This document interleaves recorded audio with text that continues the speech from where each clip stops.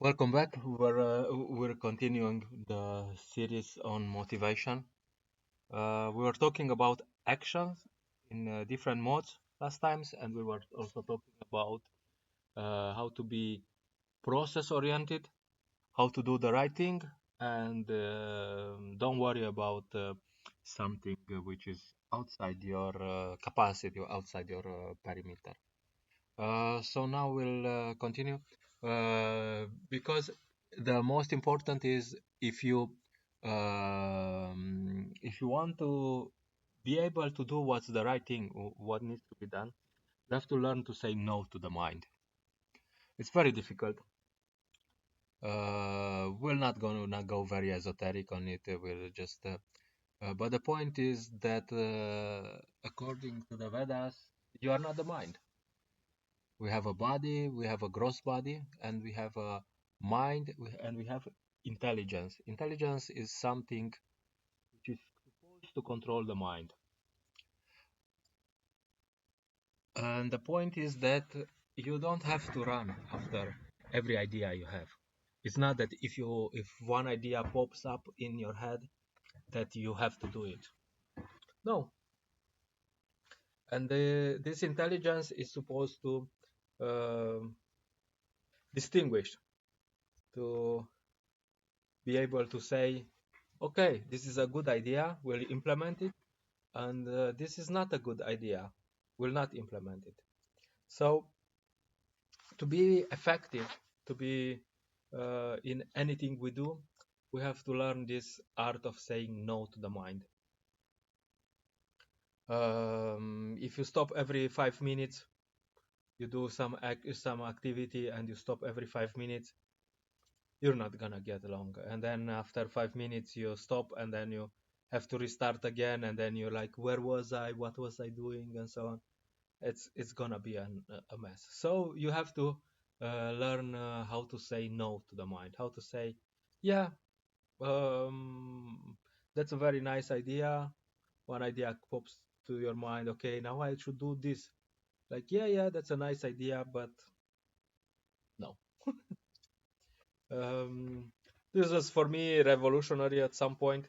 I was working in this IT industry and we had this IT call center. Um, and you would call them and they will tell you that it's not possible what you want and they are not going to do it.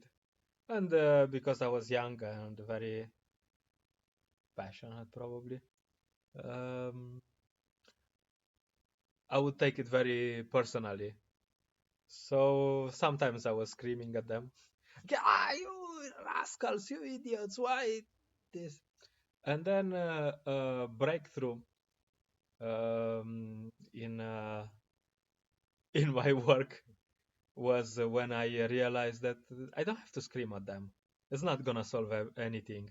So I had this idea to scream at them, and then I just hang up. You just hang up, and then you don't have to do it. Or you can put on mute, scream at them on mute, and then you continue talking to them. Oh yeah, I understand. That's so nice. And so, I mean, it's a joke aside, but it was a moment when I realized that I have a choice.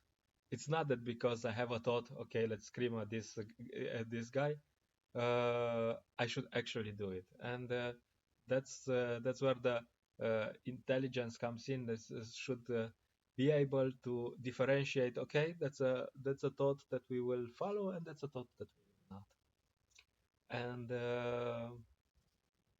yeah, it's very good to. And the point is, we have to learn how to ignore our thoughts. The mind is more or less like a YouTube mechanism. It will just pop different things up. Hey, do you want to do the same thing you did 5 days ago? And the point is also, you don't really have to fight the mind. Sometimes people think, why does this thought come? And if you worry about this thought, you just give it energy and it will come again stronger and stronger and stronger. And the actual technique is that you have to learn to ignore the thoughts. This thought came and you're like, okay, welcome, sit down. We're not gonna do anything about you, but you can sit down. And the point is, most of the things, if you postpone them for 2 minutes, the mind will forget what it was about, what was so urgent about. It's like with small children. Anyone who has small children know how they are. They are very energetic. Yeah, yeah, you have to do this. Yeah, yeah, yeah, yeah, yeah, yeah. They are very energetic. And if you manage to postpone it for 2 minutes, after 2 minutes they will practically forget what was so urgent. So the mind is doing the same thing, like the inner child, you can call it. So the mind will do the same thing, and the mind will be, it's very urgent, very urgent, very urgent, very urgent. Especially when you do something productive, the mind will be like, yeah, yeah, but now you have to do something else. You have to check your emails, and it's like, yeah, sure, okay, that's a good idea. Let's continue, and we'll check the emails later. So that's the point. You don't have to act. You just have to postpone it long enough, and usually it's not gonna be important. In 2 minutes,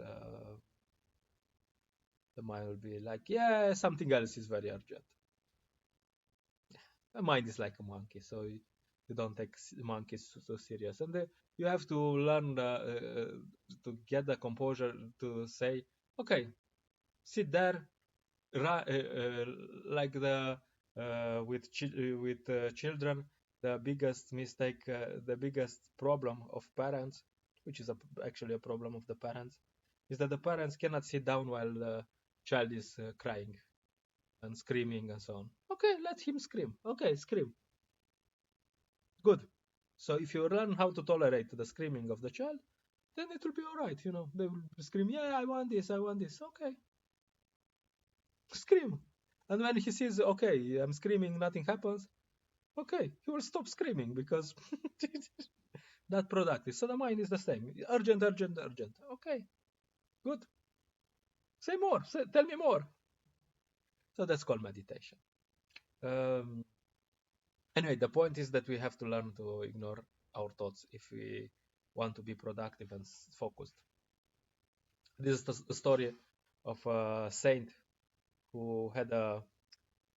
They were trying to um, dishonor him, and they sent a prostitute, and she was getting nicely dressed there, and she went to his place where he was meditating, and she was making some proposals to him.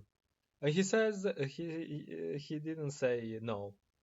He said, "Yeah, sure, we will. I like you. You're very nice. We can enjoy. Let's enjoy. But first, I have to finish my meditation.